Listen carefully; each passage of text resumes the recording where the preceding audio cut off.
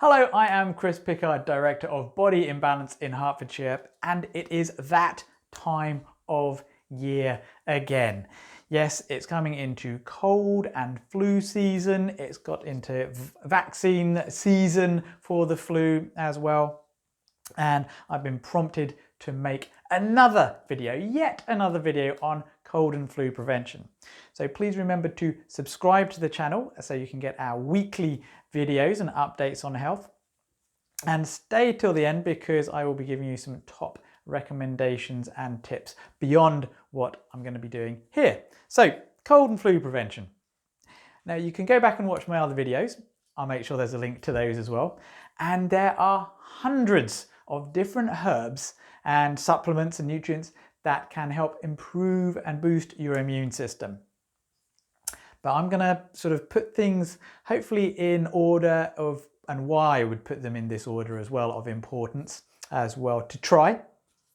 But I'm not denigrating all the other immune boosters because there are just so many that I could mention that can be good once you've got the basics in place. Why should you listen to me though? Well, originally I trained as a chiropractor, and very few people, including a lot of chiropractors, don't know that one of the reasons that chiropractic got legislated, certainly in some of the states of the United States of America, was that it was found that in the 1917 flu epidemic that killed more people in just, I think it was the 8 months of 1917 that it sort of raged across the world. It killed more people in 8 months than the entire of World War I killed soldiers and civilians. And there are a number of reasons perhaps why it was quite so bad and why it will never be repeated, because it was found, well, first of all, it was found that people that were seeing osteopaths and chiropractors were 40 times less likely to actually die from the flu than people who were seeing medical doctors. Now, there's two reasons for this, okay? But at the time, they only just saw one thing.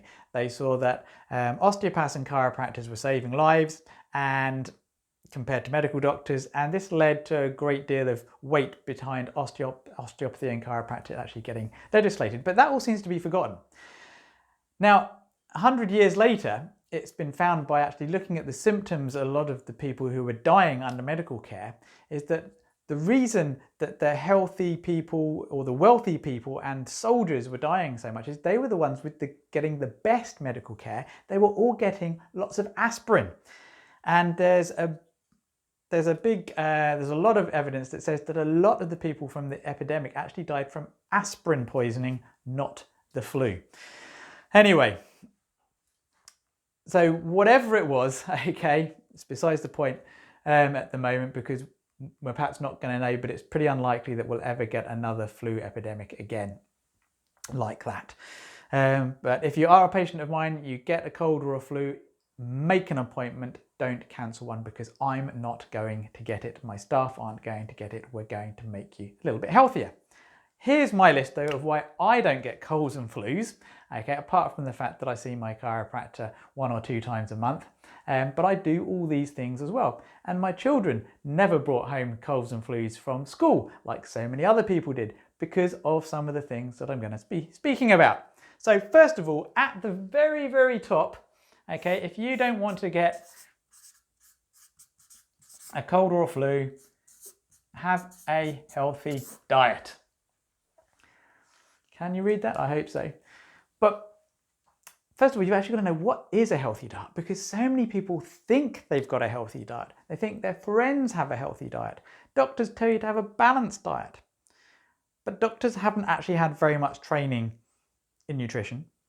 And so if doctors haven't had very much training in nutrition, do you think you know what a good healthy diet is?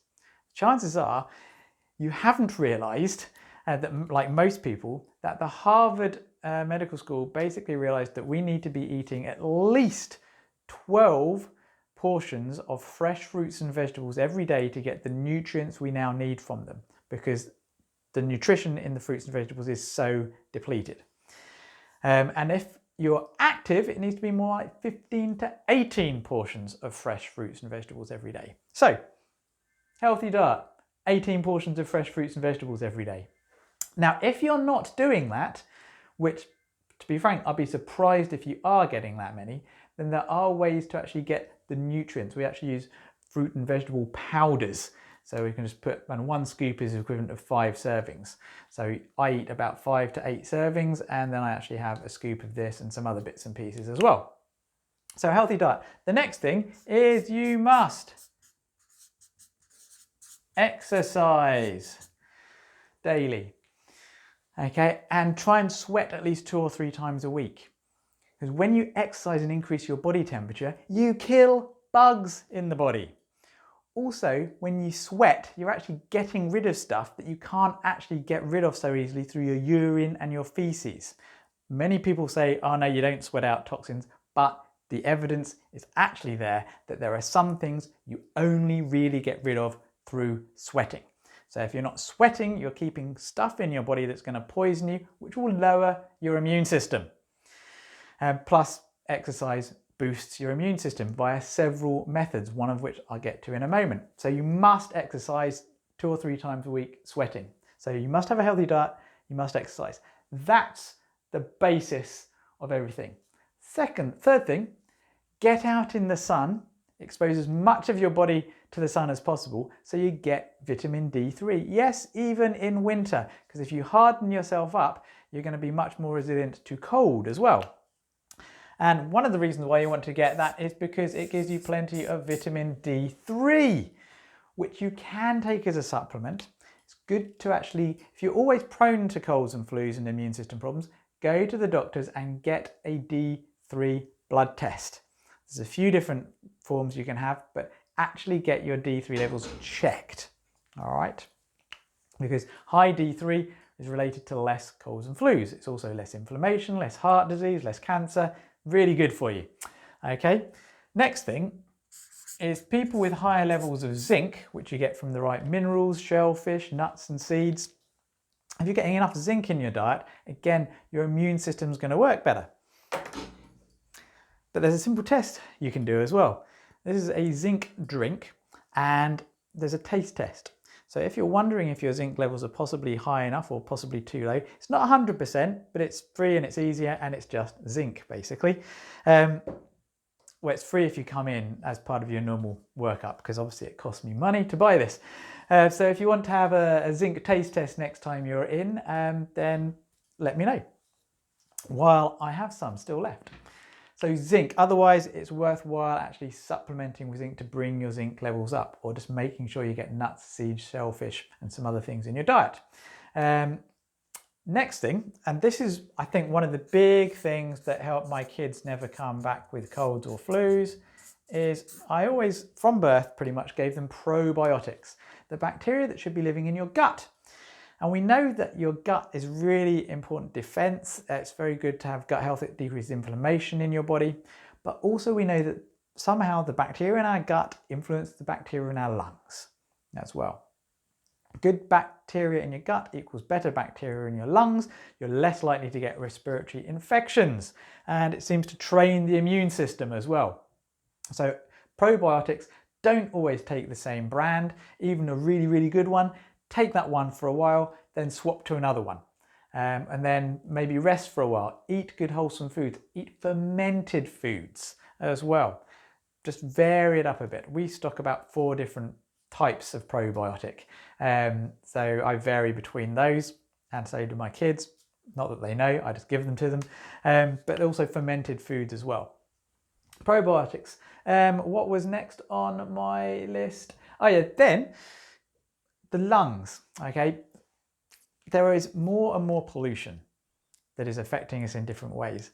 We know that between 40 and 200,000 people a year die in the UK early because of the effects of lung of toxins that they're breathing in. The obvious ones are asthma and lung disorders. But did you know that the air we're breathing also increases heart disease? You can look this up in published medical data. Increases heart disease, increases cancers, increases dementia, Alzheimer's, Parkinson's. It's actually known that there's lung pollution caused Alzheimer's. Okay, increases diabetes massively. Obesity, yes, there are actually things in the air you can breathe in that can increase obesity, decrease your chance of actually burning fat. So that basically, it's really important to look after your lungs, okay? And it's been shown that specific vitamins, minerals, and nutrients actually help stop the build-up and protect your lungs from a lot of these toxins. Okay, some of them are specific B vitamins and fish oils, for instance. Okay, now fish oils, a lot of people are low in omega-3 oils, and again, omega-3 oils are very important for the immune system as well. So some B vits maybe, specific ones, and fish oil.